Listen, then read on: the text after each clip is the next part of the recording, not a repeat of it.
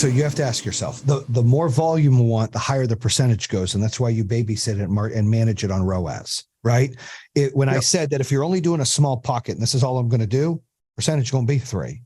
If you want to do more, percentage going to be 7. If you want to go even bigger, it could get up to 10. You have to price yourself into that and know that, because you're getting bodies, you're getting fish that you wouldn't have got before, because you're not getting the lay down call-ins. You're gaining other business. And that's why that's going to go up. So you can't measure the two against each other. You can only measure ROAS. And remember, I said it's important. There's 3 metrics you need to always remember in this. Your ROAS is first, your cost per sale is second, and then your volume is third. Let me give you an example. Google ROAS was $35. Hell, that's pretty good. Great. Every dollar I spend, I get $35 from Google. That's great.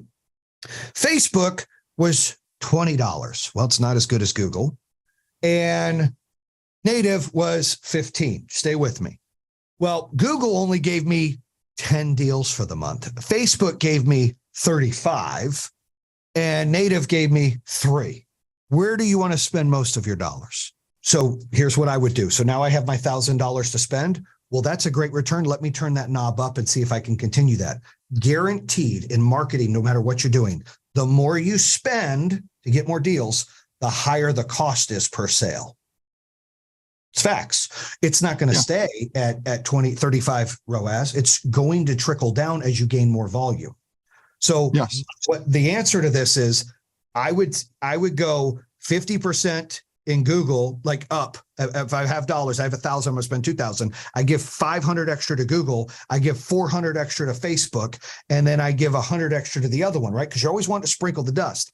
On Google, what you'll see, because it can only handle so much. People are Googling whatever. You're not getting those new bodies. Think of Google as its own pond of, I want this, here I come. There's only so many in there. So once you continue to spend too many dollars and then you compete with everybody else to get that same fish in that pond, the cost goes skyrocketed. That's the sweet spot. So if you're getting 10 and it's 35 ROAS, this is an example, that's a sweet spot. You continue to throw a little bit of money in there until it goes to up and you're like, okay, I found the sweet spot. I'm going to keep it there. Then you go to Facebook and you do the same thing, but you need volume. So you have to ask yourself, you measure volume versus cost per sale. I wanted more volume. So I knew that if my volume would go up, but my cost per sale would go up 1% or 2%, I would find a way to make that work, because I wanted to grow and have volume. If you only say, I don't want my cost per sale to go up and I just want to stay this percentage profitable, you can't grow. You got to risk it for the biscuit. So in order to grow, you got to put the money in and understand that. And that's why you got to bring more value. You got to be able to put, all these things and understand that that's part of the creation cost. So when we were small, we were like 22% profitable. When we were at our peak, our largest size, we were at like 8 or 9% profitable. And the private equity guys would be like, holy shit, I'd love to see this a 15% business. What can we do to get that marketing cost down, your customer acquisition cost down, your ROAS up? And we said, open new markets, because we had beat the shit out of the markets we're in. That's how it drives down. I said, or offer other services and go back to with something else. And, they like that answer, but they're also like, and I said, well, look, do you want us to do 600 million in sales and be 8% profitable? Or do you want us to do 150 million in sales and be 10%, 15% profitable? You pick. Well, they want the first one. So do we. So the goal is to be as highest percentage and highest percentage, but you have to massage it to what fits you.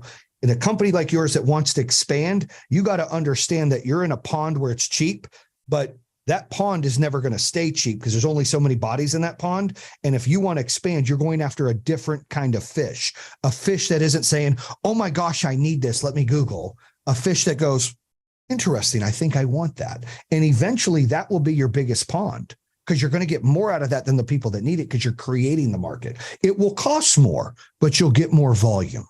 That's how it works. So you have to be able to budget and build around that of saying, and we'll go over this. You're going to go over these tests. You're going to say, okay, like this is this. What do you think we do? It's always moving. You have to have someone pulling the levers. There were times we were at 8% in solar, and then we were at 16%. Like winter months, fucking 16%, right? You know how that is. Certain markets, Detroit, Michigan was like 25% it cost us. Customer acquisition for marketing was a fucking nightmare for a long period of time, right? When DTE raised the rates and all the shit went down, it gone down to 15%. but I wasn't going to close a market. It was still profitable. It was still making money. So I still had to feed the beast and get enough deals there, but I made up for it as an overall company in my newer markets and my little ponds, because it's all about diversification. You can't grow if you stay in one pond. So you're going to have to play that game, and just know that Google's always going to be, it's never going to be your biggest horse, but it's going to be your highest percentage of profit. That's just normal. And your lowest percentage cancel, but it's never going to be your biggest provider. If you do the digital, like I'm talking about, that will bring you more deals than that. Well, I know a lot of people on LinkedIn that are doing podcasts. Yeah. One thing, I think it's important to join groups, right? Like whether it be Facebook groups or LinkedIn groups, I'm real big into that. I like to build this coaching up. I've joined like 4 or 5 groups on LinkedIn. I've got to get some on Facebook and take my own advice and do that. But it's important to join these groups, because that's where people go to find things. So like, oh, I'm in this group, let me go there. And as long as you plant your seed, or, put your seat in there, then you can see what happens from that. I think it's important, more content, obviously, especially, when you can get third-party content of you speaking at an event, or like you said, a panel, the credibility just rises, right? So exactly. It's similar. I'm like, hey, I'm trying to go meet with Gary Vee's team to do that speaker bureaus thing, so I can have more credibility when I'm talking about coaching. I'm out there, on stage and mention it and see what I can do. And so I think I'm a big believer of you. It's not just your company brand; it's your brand that you got to build. It's the personal brand. You are Absolutely. your company. TikTok, Pinterest. I would also look at. Let me think. What other companies do we have? There's YouTube. You got to look at YouTube. They do videos, ads as well, that are pretty good. You want to do reels and shorts. Shorts are on YouTube. You want to do reels on Instagram. And you could sponsor them. The goal is, at one time, we're on all kinds of platforms I've never even fucking heard of. We were on like Bing, and that was their website. We're in all kinds of shit, right? But I challenged our marketing team. I said, listen, and we were going public. Like, they were like, guys, you're on like 5 platforms. You need to diversify. What if that fucking platform changed their algorithm? And Facebook did that. Like, people do this. And then you're like, fuck, and you're almost starting over. So I challenged, I said, I want to be on fucking 30 fucking platforms. And we were on 31, and like 17 of them I never even fucking heard of, but we were on there, and it was driving a little bit. And we always paid attention to the ROAS. What was our, maybe it only got 3% of our spend, but it got something, because we got something out of it. It made sense. You're always going to have these levers. You're going to hit us a peak where it costs too much on a platform, because you're seeing the same eyeballs.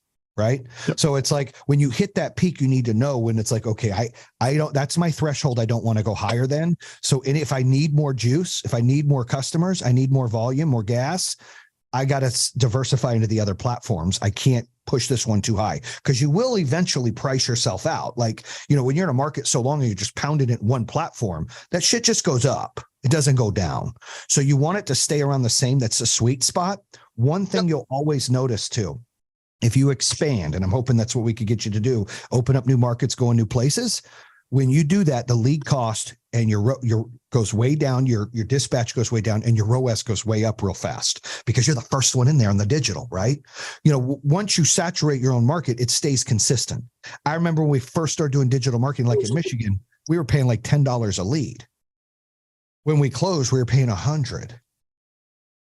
Okay. So it went up 10 times. It's okay. We could afford it because we had a great closing rate with a great brand. It was a $60,000 ticket with a battery. There were things that we could afford, but when you're fucking first to the fucking thing, it's like dirt cheap, because those algorithms, those platforms are throwing you to the front of everybody, and people are like eating that shit up. Then after they've seen it 5,000 times, you get diminished returns. So the only way you manage that is diversifying your platforms and growing into new markets. That's how you can control that. When you're fishing in your own pond, those fish aren't looking for savings, because you're not advertising savings. Those fish are looking for whatever it is you're building your market, your call to action on. Ours was batteries. So our average system was 35 to 40 grand. We added a battery. It was 55 to 60 grand. And the customer, we would show them. So I did a test in 2021 when Generac approached us, and they were like, we're going to help pay for TV commercials. We're going to partner with you guys. We're going to do all these big things. Their CEO flew in, like all this stuff. And I was like, who the hell is Generac? I never heard of them. I mean, I never bought a generator before. I was like, who's Generac? Then I looked them up. I go, oh shit, they're a $12 billion public company. Okay, let's hear what they really got to say. So they did this whole dog and pony show. We bought this company, Pica. We got this great product. I loved the vision because we wanted to go batteries. We were waiting on SolarEdge to come up with their battery and they were taking too long. I was like, I came from the home security side. I don't know if you guys are aware of that, but in the home security business back in the day when everyone had landlines, I was one of the first companies to offer GSM radios to all my customers because I knew landlines were going to become obsolete. I had this vision of like bad guys cut the phone lines or they turn the phone lines off. Like you need a GSM radio. I felt the same way. I feel personally in my heart, if you get solar without a battery, it's useless. Like, what are you doing? Like batteries, the future. What are you doing? That's how I feel. The moment you try to show them savings, the day that it's not, because the way all of the, you use Aurora, you use whoever, Solo, you use any of these companies, they all go back to PV watts tied to the government. They all say the same information, a couple little adjustments here and there based on azimuth and where it's facing and the panels and all that, right? But the problem is all this is an annual estimation based on annual average sunny days. So when someone thinks they're saving 50% on their power bill, that's why it's very important to coach your salespeople right, have QA calls after. But they're like, yeah, we always say your average annual estimation reduce or reduction on your bill will be X. But that's an annual average. So in February and March, it won't be X. It might be Y. But in July and June, it might be Z, and it averages out. The problem is consumers sometimes don't hear that, and they go, I only saved 25% last month, and they're pissed. So you don't want to get into the habit of talking savings. You want to get into the habit of talking value. And they'll buy it. I mean, we were doing 50 million a month in revenue. We had 40,000 customers. They'll buy value, but you got to show them value. You got to be a big brand, not a big company, a big brand. That's different. You build your brand the way you want based on reputation. Our reputation was outstanding until this happened. So you do that. You want to get referrals. I mean, I'll teach you how to do testimonials every single time for your people. Post it. That builds up your SEO. You know, all these things that you do that really changes the whole mindset of your business and how you're growing it. Time of use, they're going to change the rates on you every time they turn around. They might take away net metering. That's the other thing. You're selling savings. These utility companies got smart. They paid enough money to legislation. They take out net metering. Like there's a video out there flying around. I was arguing with the Senate in Michigan. All the solar people in the whole Midwest picked me to go argue with the Michigan Senate about net metering and them taking it away.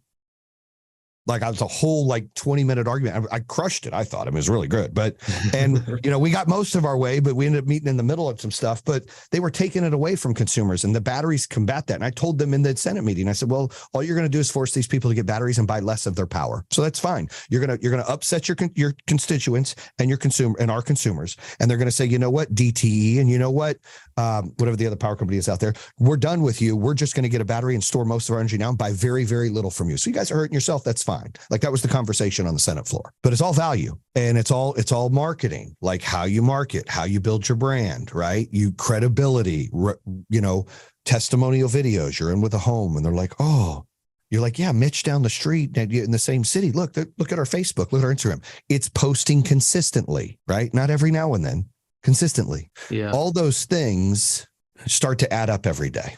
And then all of a sudden things get easier, your ROAS gets better, or if you look at it, creation cost starts to go down in certain platforms, but it's always about ROAS and you're like, wow, this is working and we're really able to scale and you have control rather than just hand the keys off and you want to keep control. Everybody wants batteries and all the solar people are chicken shit to sell them, which is wrong. They're chicken shit because you know why they were taught? It's all about savings. That's a half-ass sales rep, dude. That's a lazy guy taking the path of least resistance. I can't stand guys like that. Go in there and sell value, educate the consumer what they need to know and let them make a decision. Because we did a test. That's what I was trying to tell you guys. So in 2021, when they did the whole dog and pony show, I said, all right, I want to do batteries. Let's give this a shot. So we gave an option to the consumer. At the time we were doing $399 solar only, right? So I'm pitching you, Eric, and I'm like, hey, you're going to get 20 panels, solar only, $399 interest rate, 20-year. Remember, it was 20-year, $399. Maybe you guys remember that. Maybe you don't. That's what it was. It was $399, 20-year. And your payment is $150 a month. Okay. Or what I could do for you, Eric, is I've got 3 solar people I'm working with right now. Right. And so everything's NDA and everything like this, but one's a commercial guy trying to get into residential. One's a guy that does only residential in California, is looking to expand. And one's a guy that's looking to sell his business and he's doing really, really, really well, and he needs to raise capital. The first one I mentioned, though, that's running the residential company and trying to grow, they are at somewhat the infancy stage, similar to where you guys are, probably a year or two advanced. They did 7 million last year in sales. So my first year in doing solar, I was in North Carolina. When I opened, it was like the best market to be in. You had the 30% tax credit for the feds and you had 35 for state. So you had all these, what I call locusts, people that don't operate in the state that come in and take business and then leave the customers hanging. You had locusts everywhere. It was bad. NRG, all of those companies back when they were exploding. And I left the home security business because I got tired of it and I was excited about solar. Todd Peterson was a friend of mine. He was a mentor. I was like, dude, I want to do what he did. I want to leave this platform and go into solar. And so when we did, I wasn't ready for that. Like, you guys are selling software. I was used to selling paper. Like, I was used to selling home security, ADT, Brinks. Like, we sign you up, we install you, we get paid, 2 days from now. I wasn't used to, we signed somebody up, we pay for marketing, we signed somebody up, and I'm waiting like 2-3 months to get paid when it's installed. Like, it was a cash problem. Okay. And I had to take all the money I made from the first few businesses I sold and sell my house to put it into it and not get paid for almost 2 years. So it was a humbling, hard experience that I had to go through. And I was running appointments at the beginning. Like, for like 6 months, 8 months, I was the one running the appointments. But here's why I went into it a little different than what most people would have done. My first home security company I built was all door knocking, van teams, like pulling up with the whole wrapped car, people knocking on the door, getting interest, having the van manager come close the deal. That's what I built. That was great. But it was 2005 to like 2010. That was cool. You can't do that now, in my opinion. People don't want you to bother them at their door. Then the second venture, for about 2 years, I owned a call center in Pakistan. I owned a call center in China, and we did all telemarketing. And we had call centers everywhere where we'd buy data and we would call all these people. And it was a telemarketing, monster, but we didn't know much about telemarketing. So every time we turned around, we were getting lawsuits from professional plaintiffs that had 100 phone numbers. And they're like, I'm on the DNC, pay me $5,000 or we're suing you. And that became a nightmare. So those were real big pain points for me in that industry, where when I opened solar, I said, look, I'm never going to deal with door knockers again, because I don't like the kind of people they are. Meaning, like, after they make money, they disappear. Like, they're gone all weekend. They don't show up Monday, and you're handcuffed to them for them to help keep your company growing. 2, I don't want to deal with telemarketers or call centers again. I don't trust people. I got sick of small Mickey Mouse lawsuits for Johnny, who has a call center in Texas. It's like, hey, we'll sell you alarm deals, and you think they're following the rules and they're not. You get sued on behalf of. I was like, I'm done. We're controlling everything. So the first 6 months, 5-6 months, I was buying from Solar Reviews. I was buying from Clean Energy. Like, actually, Clean Energy Experts, we were one of their first customers, helped put them on the map. But we were buying from them, doing all those things, right? And it was a mess. Energy Sage was a nightmare. You're bidding on people. And I'm like, this is bullshit. Oh yeah. Yeah. So I said, that one as well. Oh my God, it's the worst. So I said, you know what? We haven't touched those in like 7 years. Right. And I'm like, okay, I'm not doing this. This is a failed experiment dealing with these guys. I'm going to learn digital marketing myself. So I would learn how to do the lead gen myself. And they didn't have YouTube courses and stuff, 2015 when I opened up. And I'm trying to figure this out. I'm like, I'm one that I like to get my hands dirty and learn it. So someone can't bullshit me, right? Someone that works for me can't go, man, this is how you do it. No, it's not, dude. This is how you do it. I don't want to hear that. Like, you're full of, like, no, like, this is how this works. Don't blow smoke. So I figured it out, and it started to work to where I was creating, it was, wasn't as great as it could be, but I was creating enough leads coming in where I would have people call and qualify them. And then I would send people out to run them. So what it meant is, and we were the first company in solar really doing this, everybody was door knocking, is I had the gold. I had the gold because I didn't have to hire a hunter to go get it. I had to hire a farmer to take this appointment and farm the deal, educate the consumer, see why they're there, why solar is important to them, what are their buying remarks, what are their pain points, what's their excitement, and I trained and helped build this thing. Like, when you go into a home, customers don't want to be sold. They want to be empowered to make a decision. So you give them the education and you lay everything out there, and then you let them make that decision. So I figured out that not only was this a good experience for the consumers, it was a good experience because then I didn't have to hire salespeople. I could hire teachers, We've hired lawyers because they made more money running appointments than they did doing law. We hired loan officers. We hired normal people that as long as they could, have a great conversation and they can educate a consumer, that was it, right? So contrary to what half the world thinks Pink Energy did all these bad things and half the world thinks truly, we had a full compliance team, a full legal team. Everything was TCPA compliant. We had audited financials for 5 years. We did everything the right way. Our proposals, we were expensive, but we offered energy efficiency. We installed ourselves like you guys are doing that costs more, American made panels, all the financing's built in. So we did all those things the right way until we didn't. That's why we had the A+ for 8 years. And that's why we did 5 NFL stadiums. I was big on integrity and making sure we gave a 10-day cancellation period for consumers, not 3, not 5, not 7, 10. So all the consumers that raised their hand and loved us, they picked us because we were the best. When the shit hit the fan and we all of a sudden had 10,000 customers that had an update on their system that turned them off, and we didn't know for 4 or 5 months this was happening. We went from 800 phone calls to 30,000. We couldn't get out of the tidal wave of the shitstorm that happened. That was one of the biggest failures, was not having a backup, a secondary company on our inverters and our batteries. Mm-hmm. And that was the issue that happened. That's a whole nother, can of worms. But what I learned in that situation as we grew is the bigger you get, the more compliant you have to be. What would happen was we would run ads under Pink and Power Home that would draw them in, and we'd build a brand. And so at first it's a little expensive because you're creating brand awareness and people are learning who your company is. But we were going into states, gentlemen, that nobody was doing solar. So it was really hard, but we were creating a marketplace.